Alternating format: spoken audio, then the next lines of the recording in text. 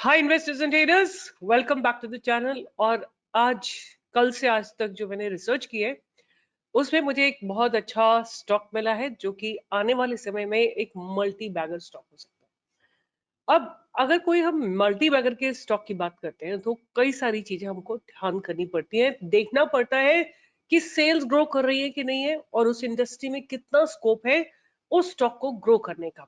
उसके बाद हमको उनकी रिसर्च देखनी पड़ती है कि वो लोग कितना पैसा अपने रिसर्च में लगा रहे हैं और ये देखना पड़ता है कि सेगमेंट निश है कि नहीं, मतलब कितना कंपटीशन है उस पर्टिकुलर सेगमेंट में, वो हमको देखना पड़ता है। फिर हमको अपना टेक्निकल स्ट्रक्चर देखना पड़ता है, फिर हमको अपना एक प्लानिंग करनी पड़ती है कि कैसे कैसे हम इसमें कैपिटल डिप्लॉय करेंगे। मैं एक ऐसे स्टॉक की बात कर रही हूँ जिसका आईपीओ 2022 में आया था और ये आरआर ग्रुप का एक stock है. So this particular stock is part of RR Global, which is one of the leading conglomerate in electric and copper industry. The group's business sectors encompass manufacturing a wide range product for residential, commercial, industrial and structural purposes. अगर हम बात करते हैं कि ये लोग क्या करते हैं, they are the second largest manufacturers of super enamelled copper winding wires in India. Over 25 years, this particular company has been enjoying unflinching patronage of its valued customers and is an established name in the Indian electrical industry for its quality and consistency. मैं बात कर रही हूँ are are group की, जिनका stock है, आपने देखा होगा आर आर काबेल। इनका एक और स्टॉक है राम रत्न वायर्स लिमिटेड और आर आर श्रमिक। सो ये जो आर आर वायर्स लिमिटेड है ये एक्चुअली एक आईएसओ सर्टिफाइड कंपनी है। The products are manufactured in India's first dust free winding wire manufacturing facilities Salasar copper situated at Silvassa. All products are manufactured using 99.97% oxygen-free copper. The two manufacturing units equipped with the high-tech machines, one in Germany, the other in Italy, employ world-class technology, are installed to get produce high quality products. थोड़ा और इसके fundamentals की बात करते हैं और बात करते हैं what exactly this company does. The company's products are utilized in the transmission of distribution industry, automobile industry, capital goods, manufacturing, consumer electrical, batteries, generators. You must be wondering, why do I share all of it with you? Why can't I just go to the price and tell you where to buy and where to sell? मेरा rule है, ये personal rule है कि until I know about the company, I will not invest into it. And that rule I want you all also to follow. आपको पता होना चाहिए company क्या करती है, कंपनी के फंडामेंटल्स कैसे हैं, कंपनी का फ्यूचर क्या है, और तब आप पैसे लगाइए। जब आप लोग कहीं वेजिटेबल मार्केट जाते हैं जहां आपको कुछ 100-200 रुपए की चीज लेनी होती है, आप एक एक चीज को पिक करते हो, वेजिटेबल्स को पिक करते हो। जब आपको स्टॉक्स पिक करने होते हैं, do you wait for it? You just hear from someone कि ये स्टॉक आओ, देखते हो ना ताओ, और अपना पैसा सारा उस स्टॉक में लगा देते हो। बैठ के रिसर्च करो। जनरली मैं क्या करती हूँ, आपको end of the day video बना के देती हूँ। आपके पास 12 घंटे होते हैं, अगले दिन तक का समय होता है कि आप एनालाइज कर सको, बट आप लोग कुछ नहीं करते हो। There is no planning, there is nothing. आपने नाम सुना, एक लेवल भी नहीं सुना, आपको जहां मन करता है वहां एंटर कर जाते हो, फिर बोलते हो ऊपर से नीचे आ गया। What I'm trying to tell you here is that time that you spend in the market na, to analyze your stocks will become your powerful resource for your future. आपको बहुत सारी कंपनीज के फंडामेंटल्स पता लग जाएंगे। I don't know, I was reading about some great analyst who's a very big investor in stock market. I don't remember the name. And he used to tell his disciples or the students that you must know about all the stocks that are listed on stock exchange. And somebody said कि 5,000 stocks है.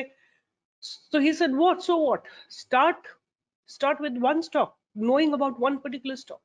Then people said कि 5,000 stock है, ऐसे करते करते तो 10 साल निकल जाएंगे, तो 10-12 साल निकल जाएंगे। तो he said that you start with the best ones. Market cap से शुरू कर लो, start with the big market cap stocks. कुछ भी तरीके से फिल्टर करके start learning about stocks and keep making mental note, and एक डायरी बना लो जिसमें आप लिख सको उन स्टॉक्स के बारे में। जितना आप काम करोगे उतना आपका वैल्यू क्रिएट होगा इन दिस स्पेस। सो इसलिए मैं आपको बताती हूँ, और मैं आपको बताने से पहले मैं ये सारे फंडामेंटल्स खुद भी चेक करती हूँ। तो बात करते हैं कि मार्केट की फंडामेंटल्स की मैंने आपसे ऑलरेडी बात की। The company is the second largest manufacturer of winding wires in south Asia. It is the only manufacturer of enameled copper wires in India that offers the widest range, from the thinnest wire of 18 micron to 4.876 mm with intermediate sizes. अगर इनके हम revenue की बात करते हैं तो enamel wire से 88% का रेवेन्यू है और कॉपर ट्यूब एंड पाइप से 12% का है. अगर हम ज्योग्राफिकल स्प्लिट की बात करते हैं तो डोमेस्टिक इनकी सेल्स है 92% एंड एक्सपोर्ट है अबाउट 8%. अगर इनके क्लाइंटल्स की बात करते हैं तो the clientele of the company includes many large private sector Indian multinational companies like Schneider Electric, Siemens Limited, CG Power, CNS Electric Limited and Havels Limited, etc. So uske baad the company has 3 manufacturing units located in Silvassa, Daman and Diu. Roughly 70% of the total production covers enameled wires, while the remaining 30% attributes to other products such as enameled copper strips. The company has invested worth 75 crores in the March 2023 in various subsidiaries of and joint ventures. It hold 14 lakh shares of RR Kabel. तो ये broadly the company, this is how the company is. अगर इनके focus की बात करें, what exactly the company is focusing upon, the company is focusing upon expanding footprints into the value added products like that is copper clad laminates for PCBs. For this purposes, possession of land in Rajasthan has been undertaken. Quickly इनके fundamentals देख लेते हैं. 1526 करोड़ की company है. P is about 30.8, ROC is about 17%, ROE is about 15%. अगर हम बात करते हैं कि इनके सेल्स की, आप देखिए year on year you will see there is a growth in the sales. और जहां तक बात है इनके ऑपरेटिंग प्रॉफिट मार्जिन्स की, तो operating profits are also growing continuously and operating profit margins are stable at 4%. I wouldn't say बहुत बढ़िया प्रॉफिट्स हैं, but they are stable. That's more important. Net profit की बात करें तो year on year they are growing, और EPS भी आप देखिए लगातार एक ग्रोथ है इसमें ईयर ऑन ईयर बेसिस पे. अगर हम इनके रिजर्व्स की बात करें, 362 करोड़ के रिजर्व्स हैं. Borrowings is 275 crore.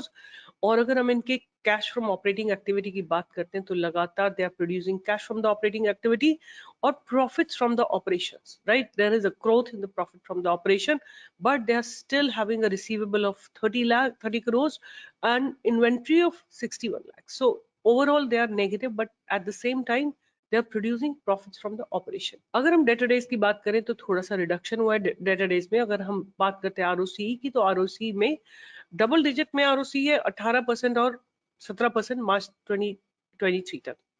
एफआईएस ने अपनी होल्डिंग को थोड़ा सा रिड्यूस किया है. डीआईएस ऑलमोस्ट जीरो प्रेजेंस है और प्रमोटर्स की होल्डिंग लगातार कांस्टेंट है. पब्लिक की होल्डिंग है कुछ 26.92%. ये तो रहे फंडामेंटल्स. और हम बात करते हैं इनके स्ट्रक्चर की, प्राइस के स्ट्रक्चर की बात करते हैं, तो आप देखिए जब से ये स्टॉक लिस्ट हुआ है, यहाँ पे लिस्टिंग हुई थी, उसके बाद स्टॉक ऊपर गया, नीचे आया to touch almost the price of its listing price को टच करने नीचे आया, फिर ऊपर गया.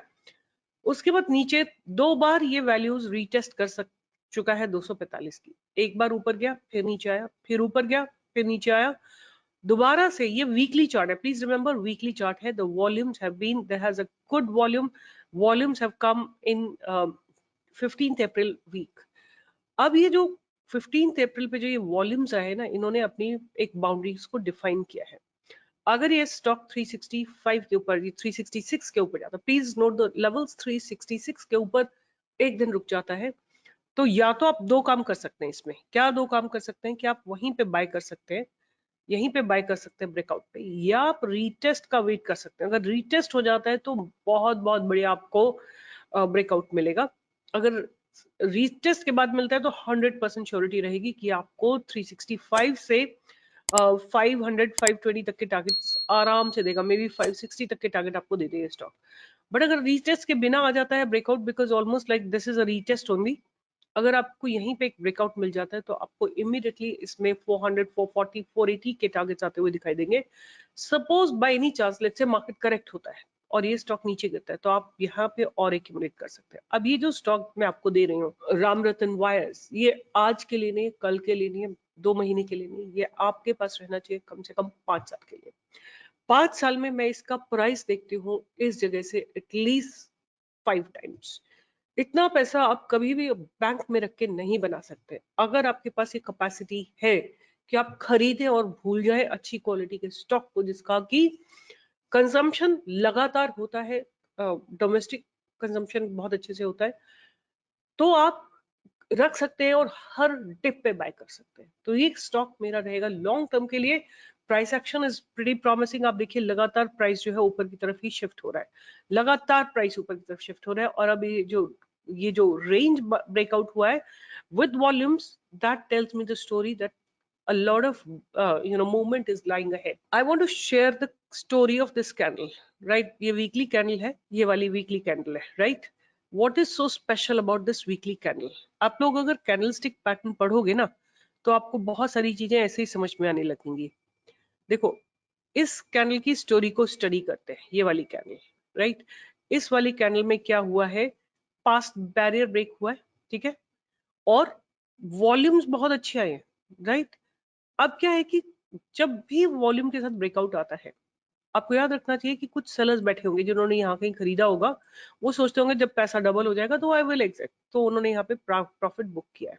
Do you think the institutions are exiting from here? Although you saw there is not much percentage, but वो पुराने क्वार्टर्स की बात है। Actually, institutions will wait for every time it goes down to add some more positions. अब क्या है कि यहाँ वॉल्यूम आया, अब इस स्टॉक, इस कैंडल ने आपकी बाउंड्रीज डिफाइन कर दी। इसके लो में नीचे नहीं जाएगा, 280 के नीचे नहीं जाएगा, और 366 के ऊपर जाने के बाद आपको अच्छा ब्रेकआउट मिलेगा, क्योंकि लॉन्ग कंसोलिडेशन है। कितने वीक्स का कंसोलिडेशन है अगर हम देखते हैं तो जून 2023 से लेके और मई 2023 तक है। That means almost like 1 year का कंसोलिडेशन है। तो कम से कम 6 महीने तो स्टॉक को चलना चाहिए। और जितना इसका रेंज है कंसोलिडेशन का, उतना रेंज आपको डेफिनेटली मिलना चाहिए। ये 100 पॉइंट्स का रेंज है, तो 346 से 446 का टारगेट आपको जरूर मिलना चाहिए। बट मेरे हिसाब से इसको 500 550 का टारगेट आपको आने वाले 1 साल के अंदर देना चाहिए। याद रखिएगा मेरे वर्ड्स। एंड अगर नीचे चला जाए तो प्लीज यहाँ आके शोर मत मचाना, एक्यूमुलेट कर लेना अपने पैसे, अपने मनी को मैनेज करना। ये सारे इन्वेस्टिंग ट्रेड्स है, दीज आर नॉट ट्रेडिंग कि आप कल मुझसे पूछने लगो अरे ये नीचे आ गया, आपने तो यहाँ बोला था, ये क्या हो गया, वो क्या हो गया। नो, अगर नीचे आ गया तो और एक्यूमुलेट कर लेना। So with this, I'll be signing off, and do join me for live trading every single day from 10 to 11. I come live with my team and we try to give our best research to you so that you can all make money and understand dynamics of market. All the best. Take care. See you in the live market.